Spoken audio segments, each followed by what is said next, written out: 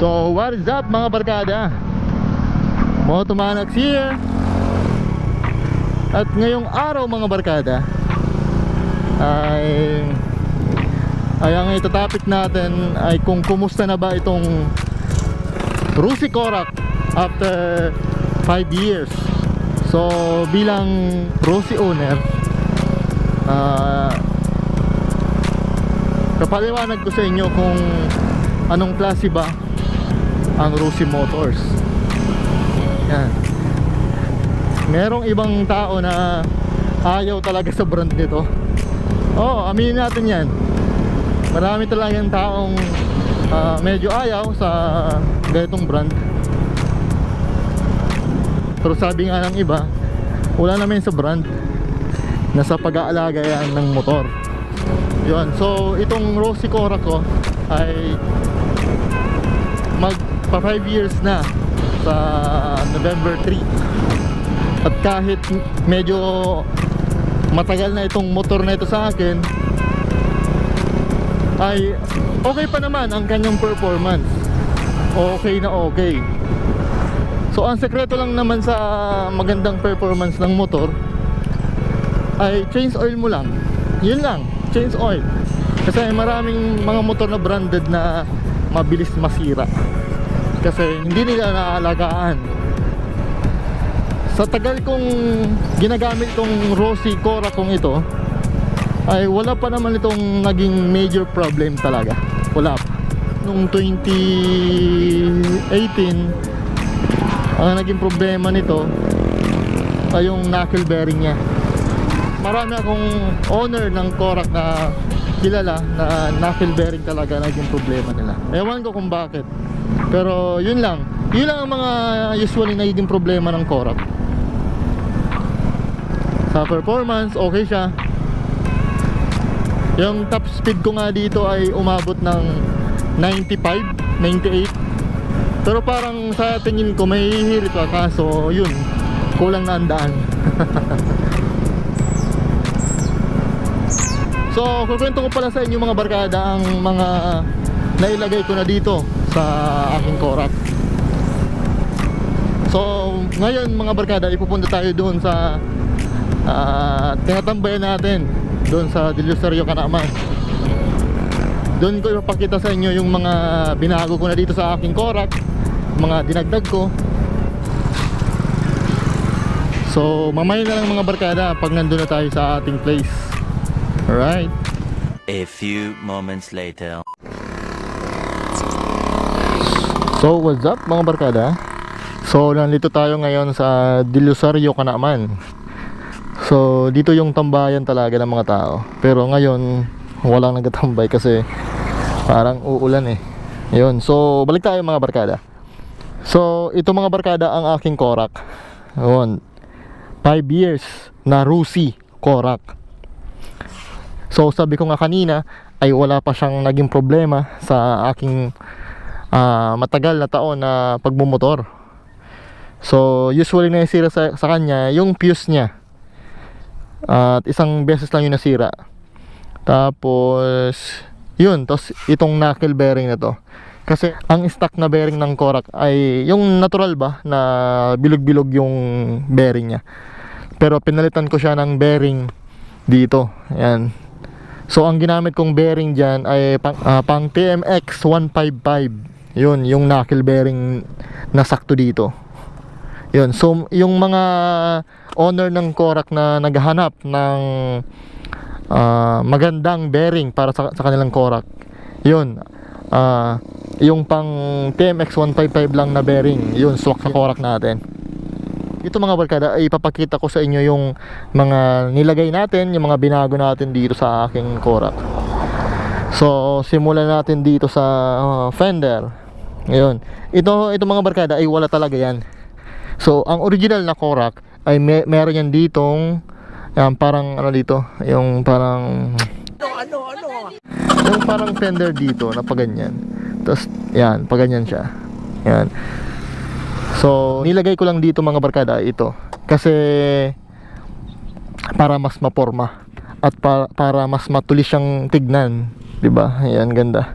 Ang pangalawa mga barkada nilagay ko dito, itong extension niya. Ayan. Nag-extend akong mga 4 inch. Yan, itong swing arm.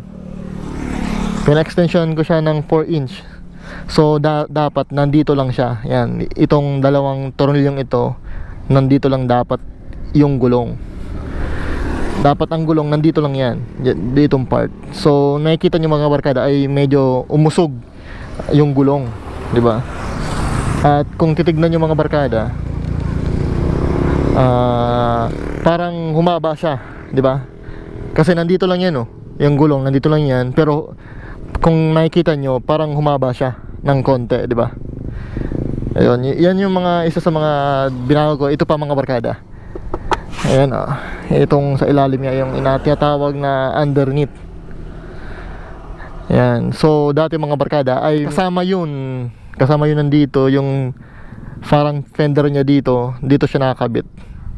So yung tinanggal ko, lahat talaga yan, baklas talaga yan lahat. So pinalitan ko ng underneath ng ganito. Yan, kaya napakaganda niya sa ilalim. Yan. So ano pa? Ito mga barkada, Akrapovic na pipe. Isa yan mga barkada sa mga pinalit ko, kasi yung pipe ng Korak, yung stock na pipe niya ay nandito sa ilalim. Diyan mga barkada, kung nakikita nyo, nandiyan sa ilalim yung pipe na maliit. So ang disadvantage naman ng nasa baba ang pipe mga barkada ay pag dumadaan tayo sa mga baha-baha, pag nakaka-timing tayo ng ulan, tapos napadaan tayo sa mga baha, yun, pinapasok siya ng tubig. Kaya pinalitan ko siya mga barkada ng full exhaust na Akrapovic. Pero ito, pinagawa ko lang to. Yung elbow, pinagawa ko lang yan. Tapos ito, binili ko sa Shopee. So napakaganda ng tunog mga barkada. Ayun, ano pa. So para maging aggressive tayo mga barkada, ay nilagyan ko siya ng ito, yung parang visor niya dito sa unahan. Kasi para maging aggressive sa, yan, pag nandito siya, parang talagang aggressive ang pormahan niya. Sabayan natin ng dalawang handguard na patulis. Yun, kaya kung makikita nyo mga barkada, ay aggressive talaga siya. Yun, sakto-sakto sa pormahan. Kasi ang concept ko talaga dito mga barkada ay adventure. So naglagay pala ako mga barkada ng auxiliary light. Yun, dalawang pares ng lights. Isang mini driving light na version 5, at yung nabili ko lang sa Shopee na tawag dun, parang blue water ata to ang tawag dito. Yun. Saka nagpalit pala ako mga barkada ng busina niya. So dalawa na tong busina niya, Hella horn. Para maging malaki ang ating Korak mga barkada, ay nagpagawa ako kay Sir Ratbu ng Mini Bikers Group Philippines ng ganitong fiber. Yung parang makita ng, yung parang medyo maglaki-laki din. So isa pa na nadagdag ko dito mga barkada, itong cellphone holder dito. Yan. So diyan ko siya nilagay kasi para habang nagda-drive tayo, yun, nasa unahan ko siya. Para kumbaga nakatingin ako sa unahan, makikita ko yung mapa pag nag-ride tayong malalayo talaga na hindi ko alam kung anong lugar na. So kailangan natin ng mapa. So isa pa mga barkada ay naglagay ako dito yung camera holder natin dito sa unahan, para minsan mag front cam tayo. Yun. So may mga vlog naman ako mga barkada na naka front cam ako. So shout out pala sa mga sticker na nandito. Yun, hindi ko na kayo isa-isahin. So ano pa, ito pa mga barkada, yung parang ducktail na tinatawag ata to, yung para maging matulis ang ang likod ng ating korak. Patulis siya mga barkada. Kasi kung makikita nyo, kung wala itong mga barkada, hanggang dito lang yan. Hanggang dyan lang yan, tapos maliit lang. Yun, naisip ko na paggawan ito para medyo lumaki din ang likuran niya. So halos pantay siya rito sa tangke. Kaya isa pa yan sa nagpapalaki ng korak. Kasi may kaibigan ako na si Ayorimoto na yung korak niya ay stock na korak, as in stock, pati yung pipe, lahat stock sa kanya. Pag magkatabi kami, pag tinitignan ko ang korak namin parehas, talagang malaki ang nilaki malaki ang nilaki ng aking korak. Yun. So sa weight niya mga barkada ay hindi naman nagbago yung takbo niya, talagang mabilis din naman. So isa pa lang mga barkada ay naglagay ako nito sa aking pipe, sa aking elbow. Kasi isang beses napaso ako niyan. Yan oh. Paso ako yan dito. Kaya yun, naglagay ako ng pamprotekta diyan para iwas paso tayo mga barkada. So isa pa mga barkada, 1634 ang combination ng aking sprocket. Medyo hindi siya mahatak, pero ang dulo niya nandun yung sipa. Pero okay lang naman kasi ang habol lang naman natin sa ating korak ay adventure, yung ride lang talaga. Kaya para sa akin, sakto lang ang 1634 na combination ng sprocket natin. Yun. So isa pa din mga barkada, nagbago ako ng side mirror. So ang side mirror mga barkada ng korak, yung bilog ang side mirror ng korak. So ngayon ay bumili ako ng ganito, yung medyo pahaba, malaki na pahaba, kasi para mas malawak ang ating makikita mga barkada.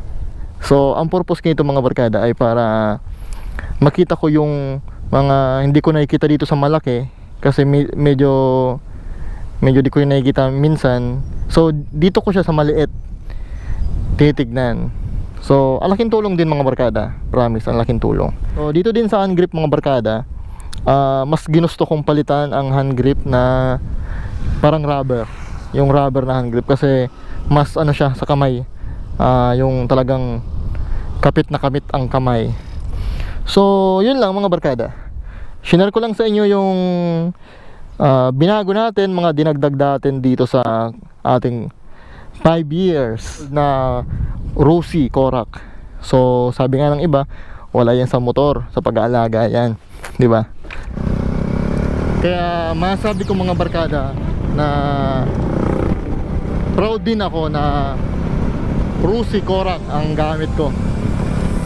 Kasi sa lahat ng rides namin ito, hindi pa ako nito pinahiya sa mga kasama.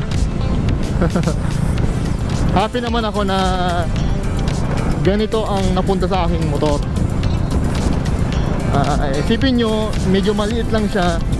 So masasabi nating unique, isa siyang unique na motor.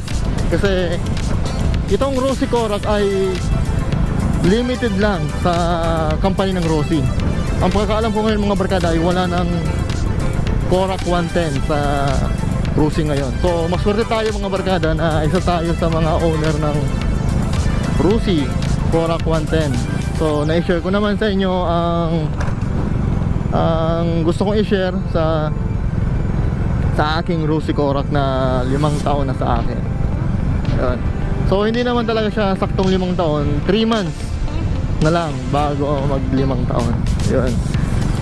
So salamat mga barkada sa inyong panonood, and kita-kits tayo ulit mga barkada sa susunod nating vlog na ipapakita ko sa inyo yung performance nito sa daan. Dito ko natapusin ang aking vlog mga barkada. Ride safe sa lahat. Peace out.